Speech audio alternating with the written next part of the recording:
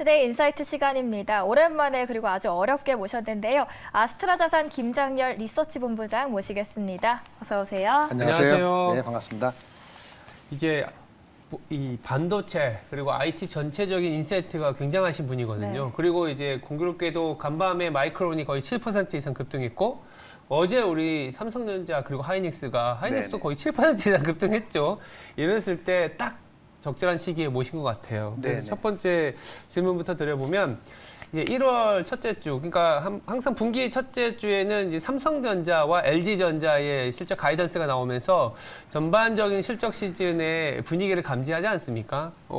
이번에도 아직 예정이긴 하지만 뭐 금요일, 내일이네요. 내일 내일입니다. 실적 발표 가이던스가 나올 텐데 눈높이는 낮아지고 있는데 그 안에서 이 삼성전자를 바라보는 시선들이 조금씩 엇갈리고 있거든요. 네네. 이 지금 어떤 상태인지 한번 체크해 볼 필요가 있을 것 같아요. 한마디로 오늘 말씀드리면 붕괴되면 산다. 붕괴되면 산다. 예, 이것만 기억하시면 돼요. 어, 그래서 그거 얘기 들어가기 전에 이제 붕괴되는 것도 말씀드릴게요. 예. 다 아신 내용인데 네. 수요는 아주 총체적으로 난국입니다. 예. 뭐 벌써 한 1년 돼가고 있는데 네. PC부터 스마트폰 안 좋다는 얘기가 작년 여름, 봄, 여름이었고 가을, 겨울 넘어가면서는 그나마 믿었던 데이터 센터까지 믿지 못하겠다. 이렇게 하면 수요가 붕괴된 거잖아요. 그리고 이제 그 실적이 그것이 고스란히 반영되는 것이 지난 4, 4분기 실적인데 곧 내일 발표되게 돼 있죠. 삼성전자 같은 경우 이 실적이 급감한 정도가 얼마냐? 반도체만 말씀드리면 가격을 생각보다 많이 낮춘 것 같아요. 아. 예를 들어서 뭐 내일 발표되겠습니다만 디테일하게 반도체별로 나오지는 않을 수도 있어요. 전체 그렇죠. 숫자만 뭐 5조인지 6조인지 나올 텐데 D램이나 낸드 가격이 뭐 예를 들어서 한 20% 중반 정도, 초반 정도 가격 하락하고 출하량은 10% 중반까지 올리겠다 이런 계획이었을 거란 말이에요. 근데 이건 가격은 더 많이 빠졌을 것 같고 20% 중반이 아니고 더 많이. 그런데 출하량은 10% 중반이 아니고 그 이하일 가능성 이게 되는 거죠. 수요는 여간해서 잘 움직이지 않았다는 거지요. 그래서 보여야 될 어떤 평가되는 것은 그러면 얼마나 가격을 낮춰야지 이 많이 쌓여가는 재고가 과거에 한 5주 있다가 지금 10조 넘어가는 것 같다는 2배 이상 늘어났죠. 그렇죠. 이 그거 재고 쌓이면 가격 얼마나 낮추냐 이거죠. 네. 그러면 컨선되는 거는 12월 말까지 가장 컨선됐던 거는 삼성전자 어닝에 대한 예측이 6조대로 내려오면서 1분기 가격이 4분기 가격 하락한 것보다 만만치 않게 그러니까 이 4분기가 한 25% 빠졌다면 1분기에도 뭐 5% 빠진 게 아니고 만만치 않게 더 빠져야 된다 이런 얘기거든요. 그러면 재고가 언제쯤 정점을 칠 것이냐 그러니까 관건인데 다음 주 이번 달 말에 컨퍼런스 콜 하면서 재고에 대한 정점에 대한 삼성전자의 커멘트가 나오기 전까지는 낙관을 못하는 상황에서 연말 연초를 간 거예요. 그래서 주가는 이제 그렇게 빠진 거죠. 5만 그렇죠, 5천 원까지 그렇죠. 빠진 거고 이렇게 지금 붕괴되고 있는 겁니다. 그래서 4분기 실적 체크 포인트인데 애널리스트 포캐스트는 뭐 6조 다다가 이번 주에 들어왔고 5조대까지 나온 거죠. 5조대까지. 5조대까지.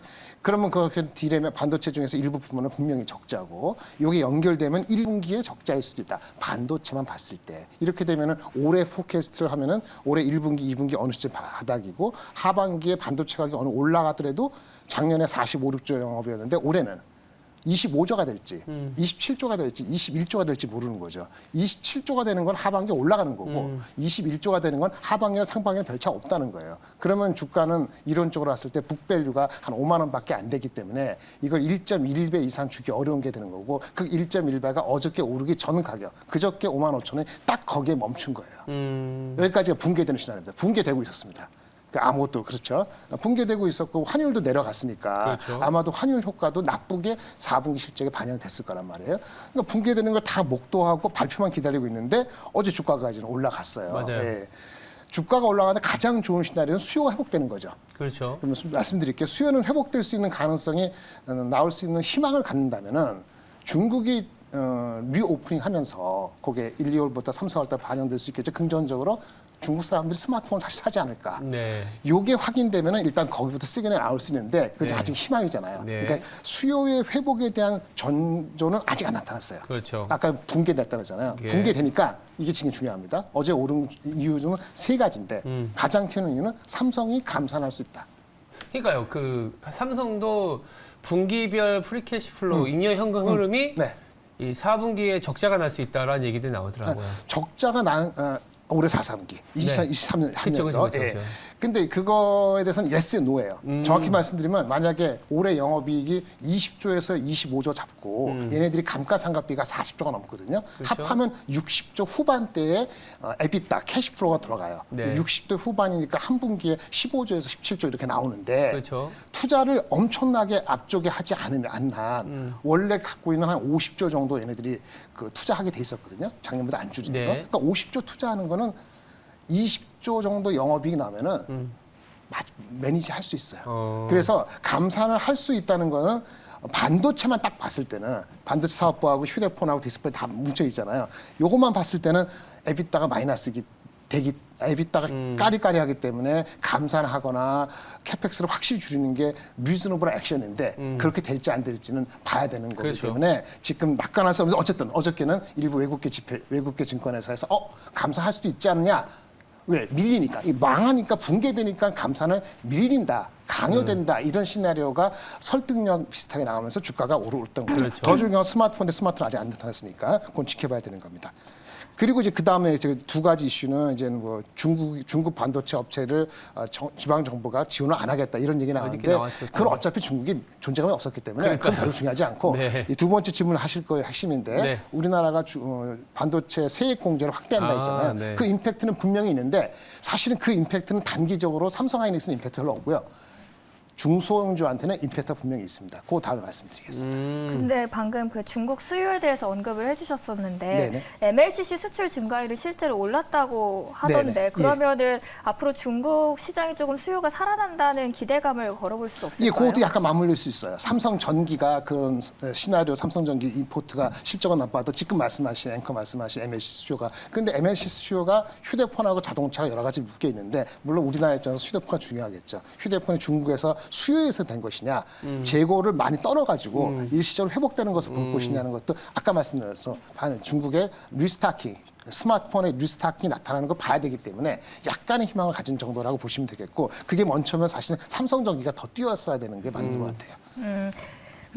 그리고 우리나라 수출이 사실 잘 되기 위해서는 반도체를 일단 해결을 해야 되는데 방금 전에 이야기를 해주셨듯이 정부가 이제 반도체 투자 기업 세액 공제 확대 법안을 내놓았는데 네네. 반도체 혹한기가 이 확대 방안으로 인해서 어느 정도 회복이 가능할까요? 너무 잘한 거예요. 사실은 연말에 정부안이 야당 여당안 못 미쳤다는 얘기를 듣고 저 속으로는 야 나라가 망하려고 작정을 했구나.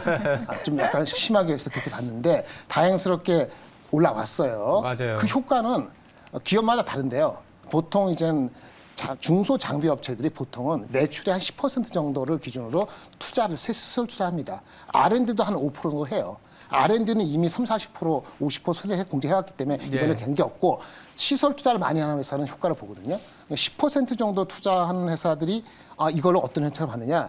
2%대 이 순이익 올라간다 보시면 돼요. 근데 이런 거 발표하면은 이게 한 해 버리는 게 아니잖아요. 한 3, 4년은 지속될 거 아니에요? 정부가 그렇죠. 바뀌기 전에 정권 바뀌려면 3년 있어야 되고 안 네. 바뀔 수도 있으니까. 네. 그럼 보세요. 얼마나 땡기겠어요? 정권 바뀐다 가정하더라도 3년치는 보장된 거잖아요. 그렇죠. 그러니까 올해 지금 투자가 약하다 보고 내년 내후년도 더 올라간다 보면은 어떻게 하겠어요? 3년치가 2%가 좀 올라가는 거니까 그렇죠. 2 곱하기 3 해갖고 정권 바뀐다 가정하더라도 그럼 6%가 올라가야 되는 거예요. 그렇죠. 그러니까 어저께 장비주가 올라가는 거죠. 물론 투자가 10% 이상 한다는 전제를 까는 거니까 투자가 원래 필요하지 않은 회사들은 그 정도 임팩트가 없는 거고 만약에 투자를 제대로 하는 회사라면은 정권 바뀐 데까지 하면 10% 올라가도 되고 안 바뀐다 하면 정권이 바뀐다 가정하면 6%니까 6에서 10% 중소형주가 올라가는 거는 어떻게 보면은 설레발은 아니고 어느 정도 리즈너블하다 투자를 한다면 이렇게 보시면 될 것 같아요.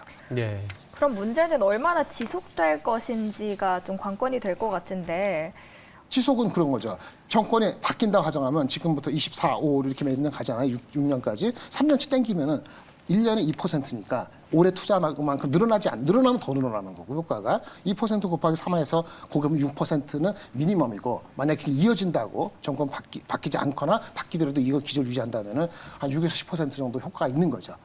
물론 이거를 가만히 있으면 수요가 더 나빠갖고 아예 투자를 못한다. 그럼에도 불구하고 그러면 효과가 감해되겠지만 6에서 10%에서 수요적인 요소가 감안되는 거니까 만약에 어떤 종목을 얘기하긴 뭐하지만 원익 QNC 같은 건 투자를 꾸준히 한 회사거든요. 그 효과는 바로 있는 거예요. 그래서 어저께 다 반영했다. 상당수가 반영했다 이렇게 보시면 되죠.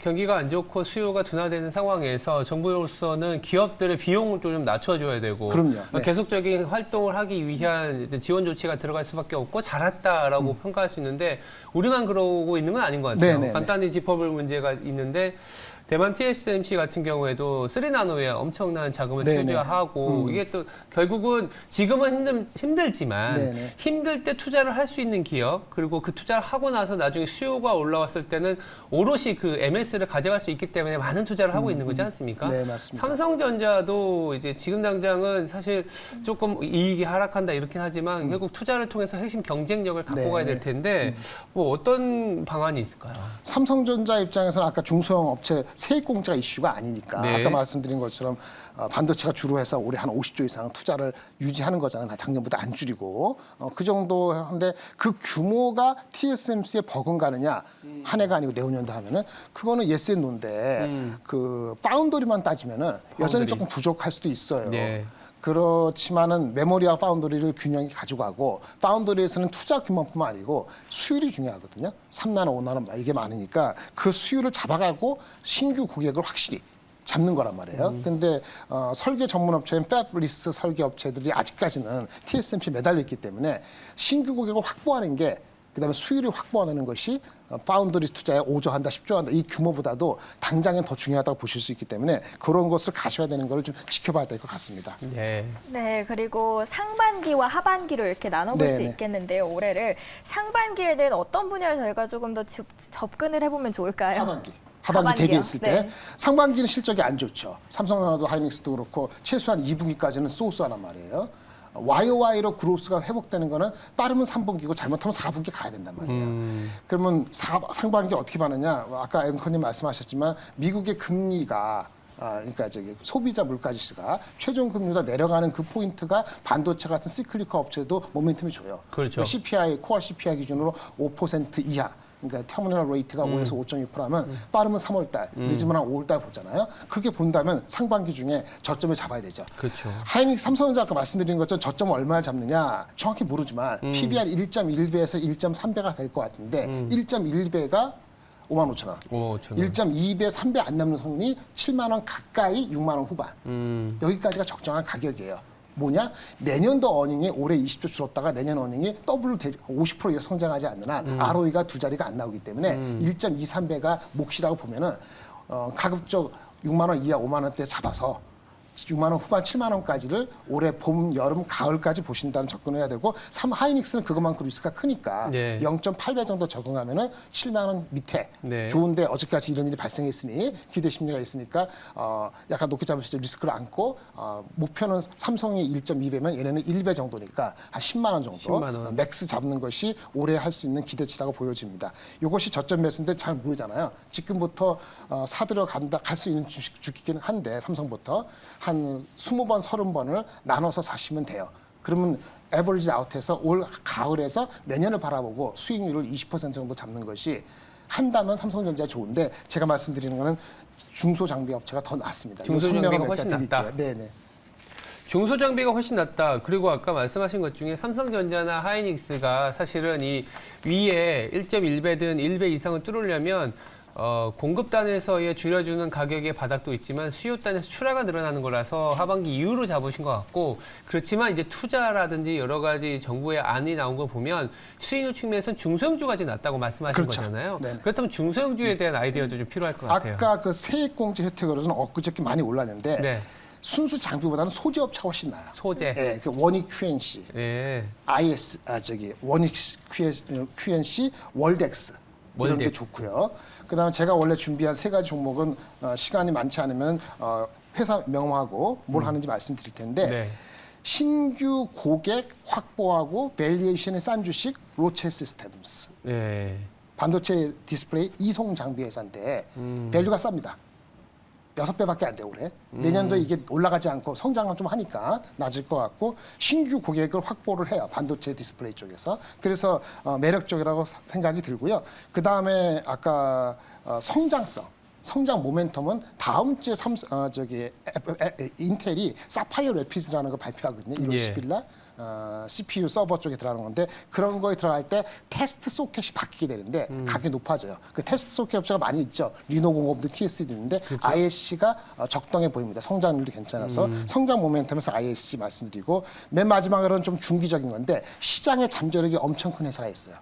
KNJ라고. KNJ. 커버하는 회사 별로 없습니다. 제가 애널리스트 커버하는 회사인데 네. 실적으로 따지고 밸류에이션 따지면 조금 애매한데 일단 중요한 건 제가 9월 말에 예상했던 리포트 대비했을 때 실적이 신뢰도 있게 나올 것으로 저는 보여져서 이게 뭐 하는 회사냐면 소재인데 반도체를 시각 공정할 때 애칭할 때 실리콘 카바이드 링이라는 회사 있는데 여기서 강한 회사가 있죠. TCK라든지 많은 회사가 있는데 예. 이거를 갉아먹기 시작하면서 들어오고 있어요. 마켓셔가 10% 초반인데 향후 2, 3년 내로 30% 이상 마켓셔 되기 때문에 성장성을 잠재력을 봤을 때 괜찮은 회사. 그래서 단기는 ISC가 좀 모멘텀이 있고 조금 중기로 보면은 밸류에이션이라든지 새로운 걸 봤을 때는 로체스 시스템이 꾸준히 갈 수 있고 잠재력 측면에서는 KNG가 낮다 이렇게 말씀을 드릴 수 있겠습니다.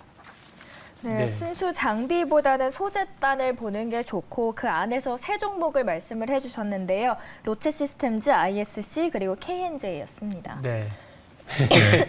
죄송합니다. 야, 단기, 장기 그리고 잠재력까지 다 말씀해 주셨어요. 그래서 약간은 우리가 혹한기라는 얘기가 나오긴 하지만 그래도 뭔가 봄이 오는 듯한 뉴스가 들리고 종목까지 나오는 거 보니까 굉장히 긍정적인 어떤 대화이지 않았나 생각이 듭니다. 네, 오늘 이렇게 전반적인 이야기에 대해서 쏙쏙 이해가 잘 되는 시간이었습니다. 투데이 인사이트 시간이었고요. 아스트라자산 김장렬 리서치 본부장 함께했습니다. 오늘 말씀 감사합니다. 네, 감사합니다. 감사합니다. 예.